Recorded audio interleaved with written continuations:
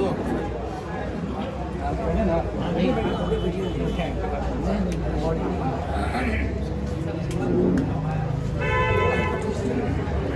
الحمد لله نحمده ونستعينه ونستغفره ونعوذ بالله من شرور أنفسنا ومن سيئات أعمالنا من يهده الله فلا مضل له ومن يضلل فلا هادي له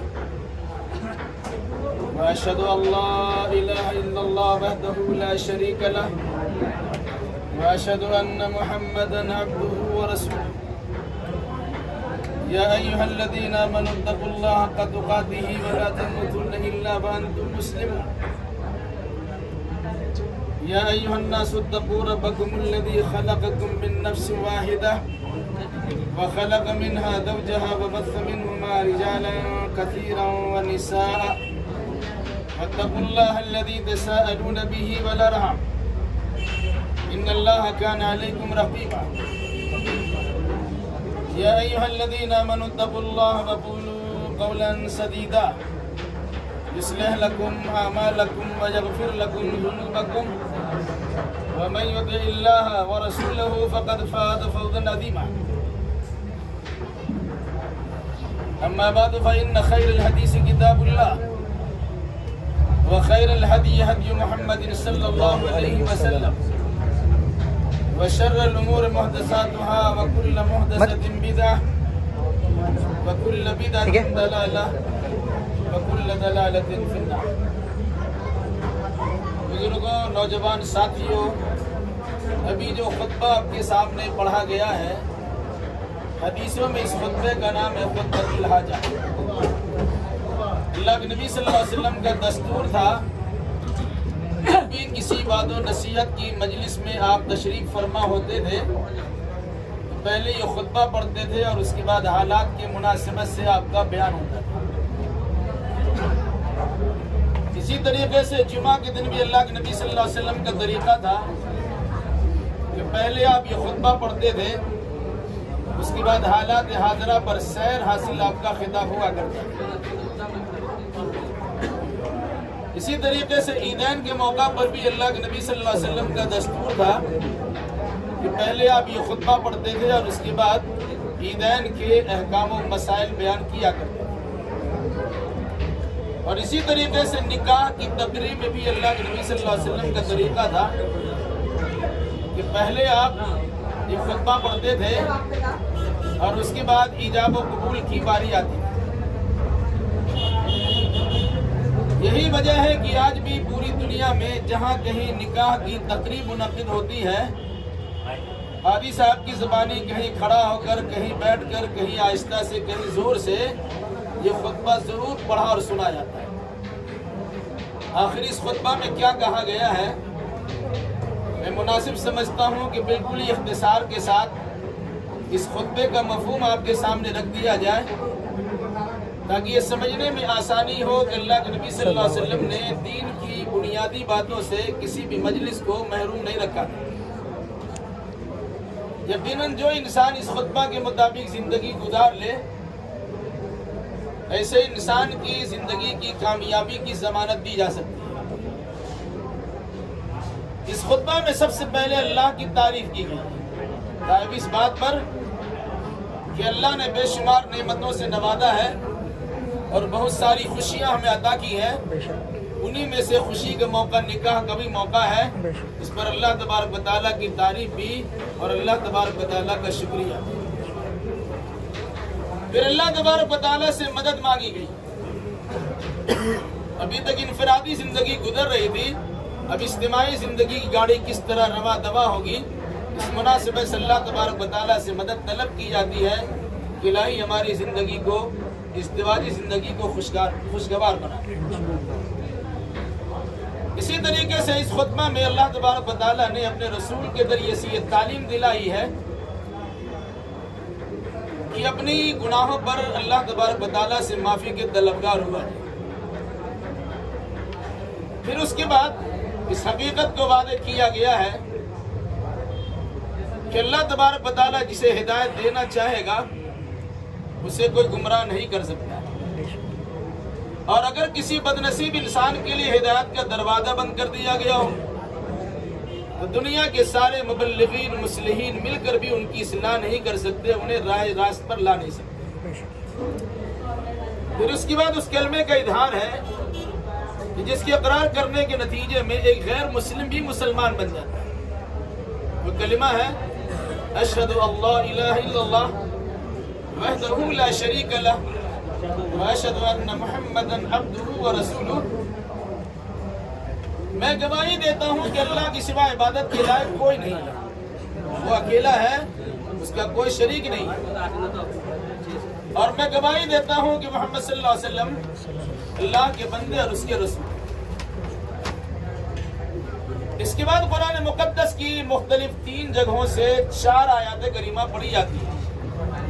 سب سے پہلے سورہ آل عمران کی ایک آیت پڑھی گئی ہے جس میں اللہ تبارک و تعالیٰ نے دنیا کے سارے مسلمانوں کو مخاطب کرتے ہوئے یا ایمانداروں سے خطاب کرتے ہوئے کہا ہے کہ اللہ سے اتنا ڈرو جتنا ڈرنے کا حق ہے، اور کوئی انسان اللہ سے ڈرنے کا حق اس وقت تک ادا نہیں کر سکتا ہے جب تک کہ اس کی مکمل زندگی اسلام کے سانچے میں ڈھلی ہوئی نہ ہو۔ اس مناسبت سے کہا گیا وَلَا تَمُوتُنَّ إِلَّا وَأَنْتُمْ مُسْلِمُونَ، یاد رکھنا جب کبھی اور جہاں کہیں بھی تمہاری موت واقع ہو مسلمان ہونے کی حالت میں موت واقع ہو۔ دوسری آیت کریمہ پڑھی کہ جو سورہ نساء کی پہلی آیت، اس میں اللہ تبارک و تعالیٰ نے دنیا کے سارے انسانوں کو خطاب کرتے ہوئے اللہ سے ڈرنے کا حکم دیا ہے اور رشتہ داری کے نبھانے کی تاکید بھی کی ہے، اور ساتھ ساتھ یہ یاد دلایا ہے کہ انسان دنیا میں آیا کیسے۔ اللہ نے آدم علیہ السلام کو پیدا کیا، انہی کے بائیں پسلے سے حضرت حوا کو نکال دیا، ان دونوں کے میل ملاپ سے تناسل کا سلسلہ جاری ہوا، بے شمار مرد و عورت پر مشتمل انسان کو دنیا میں پھیلا دیا گیا۔ پھر اس کے بعد کہہ رہا اللہ کہ اللہ سے ڈرو اور رشتہ داری کا خاص خیال رکھو، اگر اس سلسلے میں کسی قسم کی کوتاہی کرو گے جان لو کہ اللہ تعالیٰ تمہاری ساری حرکتوں پہ کڑی نگاہ رکھے۔ تیسری اور چوتھی آیت کریمہ پڑھی گئی جو سورہ احزاب کی آیت ہے، اس میں اللہ تبارک و تعالیٰ نے پھر ایک بار اہل ایمان کو، ایمان کے دعوے داروں کو مخاطب کرتے ہوئے کہا ہے اے ایمان والو اللہ سے ڈرو، اور جب بھی بولو تو بالکل سچی پکی باوزن بات بولا۔ پھر اس کا فائدہ بدلا گیا، اللہ تمہارے عملوں کو سدھار دے گا اور تمہارے گناہوں کو بخش دے گا۔ اور اس کے بعد کیا جو فرمایا کہ جو انسان صرف اللہ کی عبادت کرتا ہے اور وہ عبادت محمد الرسول اللہ صلی اللہ علیہ وسلم کے طریقے کے مطابق بجا لاتا ہے فقد فاز فوزا عظیما، وہ انسان بڑی کامیابی کو حاصل کرتا ہے۔ اس کے بعد خطبہ کا بالکل آخر حصہ میں بعد تمام باتوں میں سب سے بہترین بات کتاب اللہ یعنی قرآن مقدس کی بات ہے، اور تمام طریقوں میں سب سے بہترین طریقہ محمد الرسول اللہ صلی اللہ علیہ وسلم کا طریقہ ہے جس کا نام حدیث اور سنت ہے، اور تمام چیزوں میں سب سے بدترین چیز دین میں اپنی جانب سے کسی نئی چیز کی ایجاد و شروعات ہے جنہیں شریعت کی اصطلاح میں بدعت کہا جاتا، وَكُلُّ بِدْعَةٍ ضَلَالَةٍ وَكُلُّ ضَلَالَةٍ فِي النَّارِ، ہر بدعت گمراہی ہوتی ہے اور گمراہی کا انجام جہنم کے سوا کچھ نہیں۔ یہ ہے خطبہ مسنونہ جو نکاح کے موقع پر بھی پڑھا جاتا ہے۔ 1.5 منٹ آپ کو اور چاہیے۔ جن آیتوں کو خطبہ مسنونہ میں شامل کیا گیا ہے ان آیتوں میں بطور خاص اللہ سے ڈرنے کا حکم۔ علماء اس کی حکمت یہ بتلاتے ہیں کہ انسان کو معمولی تکلیف پہنچتی ہے تو اللہ کی رٹ لگاتا ہے، اللہ کا مالا جپنا شروع کرتا ہے، ٹھیس لگ جائے الہی تکلیف کو دور کر دے، خوب اللہ کرتا ہے، لیکن جب انسان کو خوشی حاصل ہوتی ہے تو بھولے نہیں سماتا۔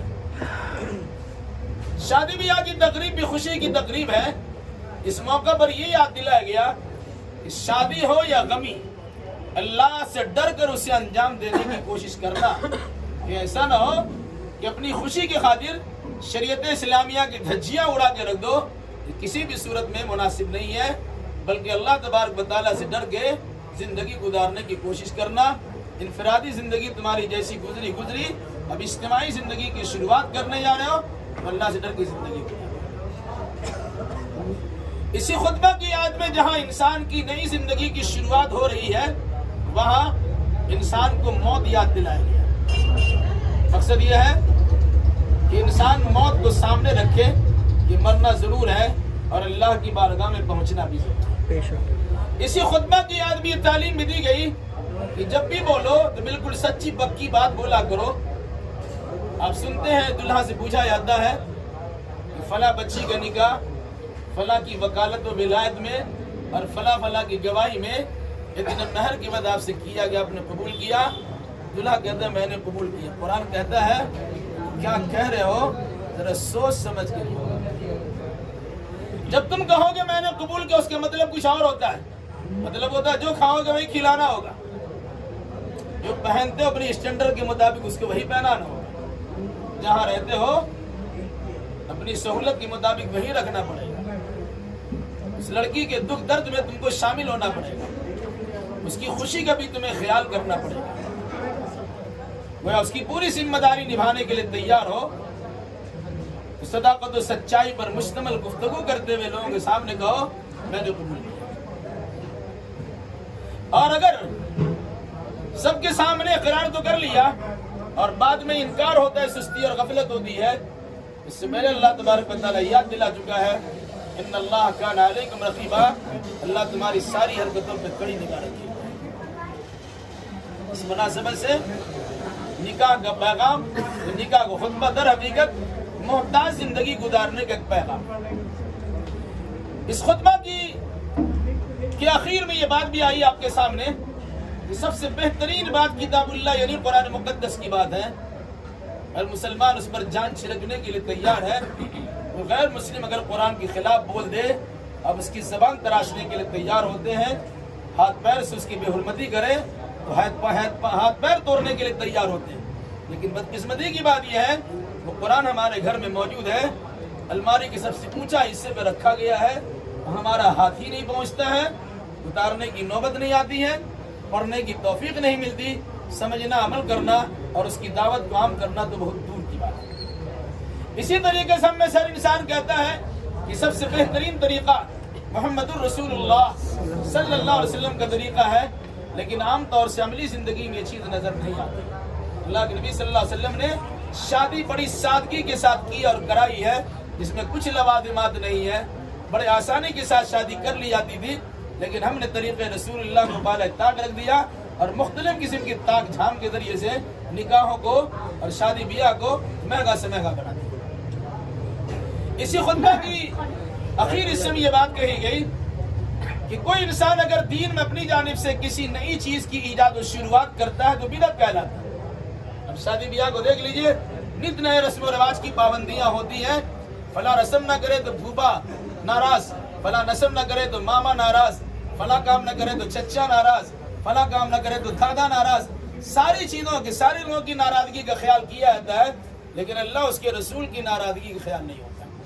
جبکہ اس خطبہ میں کہا گیا جو نئی چیزیں آپ نے نکالی ہیں یہ بدعت کی قسم کی چیزیں ہوتی ہیں، اس پر گمراہی کا فتویٰ لگتا ہے اور اس کا انجام جہنم کی سوا کچھ نہیں۔ یہ خطبہ مسنونہ در حقیقت ایک پیغام ہے جو نکاح کے موقع پر یہ پیغام دیا جاتا ہے کہ ابھی سے اپنی اصلاح کر لیجئے اور نئی زندگی کی شروعات کتاب و سنت کے مطابق کرنا شروع کر دیں۔ اسی میں سے ایک بات کی طرف اشارہ کر کے بات ختم ہوتی ہے۔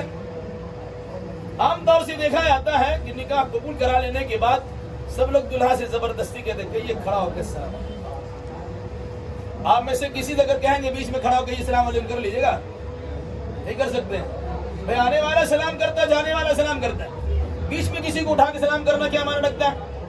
اس لحاظ سے یہ دلہا آپ کے سامنے تو اٹھیں گے نہیں، چونکہ ان کی وجہ سے مجلس رچائی گئی ہے، یہ محفل سجائی گئی ہے، تو ہماری آپ کی ذمہ داری ہوگی ہم ان کے قریب پہنچیں گے اور انہیں مبارکبادی کی وہ دعا دیں گے جو دعا اللہ کے نبی صلی اللہ علیہ وسلم نے اپنے زمانے میں دلہا دلہن کو دیا ہے۔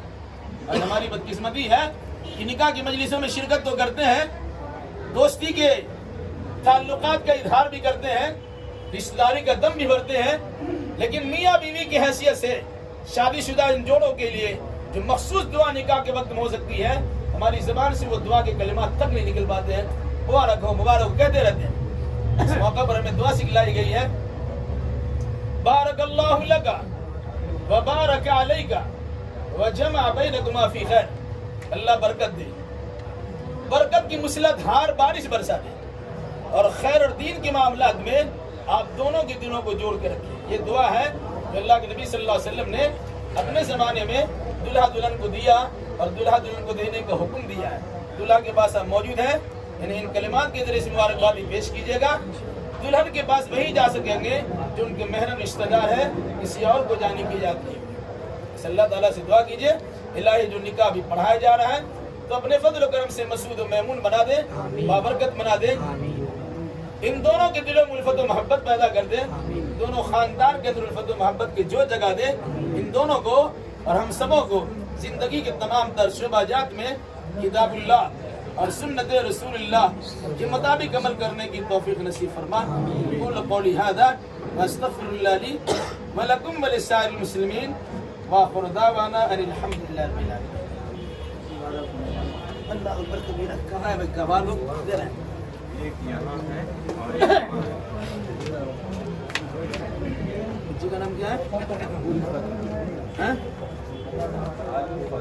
حبیبہ الفت الحبیبہ۔ اچھا سیف علی حاضرین اسم امان کون ہے؟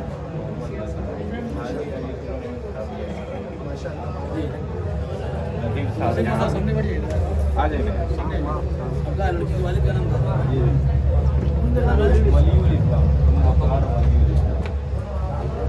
الفت الحبیبہ ہے نا؟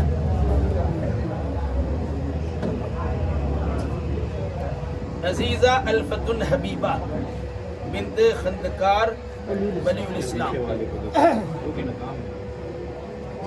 جناب خندکار ولی الاسلام صاحب کی وکالت میں اور ولایت میں، اور جناب حاجی انیس الرحمان اور جناب محمد نذیر صاحبان کی شہادت و گواہی میں 21,000 روپیے مہر کی عوض آپ کی زوجیت میں الفت الحبیبہ کو سامعین مجلس کے سامنے میں نے آپ کی زوجیت میں کیا کہ آپ نے قبول کیا؟ زور سے کیا آپ نے قبول کیا؟ میں نے قبول کیا۔ بارک اللہ لکا وبارک علیکا وجمع بینکما فی خیر۔ آمین کہہ دیجیے۔ برکت کی رشتہ دار بارش برسائے، خیر اور دین کے معاملات میں آپ دونوں کے دلوں کو جوڑ کر رکھے۔ آمین۔ جب سامان رکھیے ادھر ہو جائے گا۔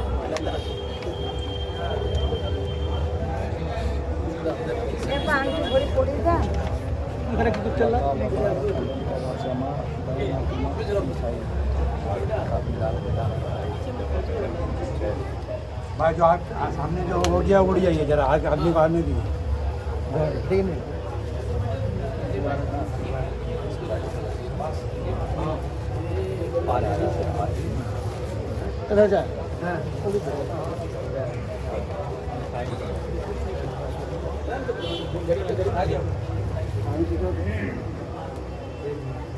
چلو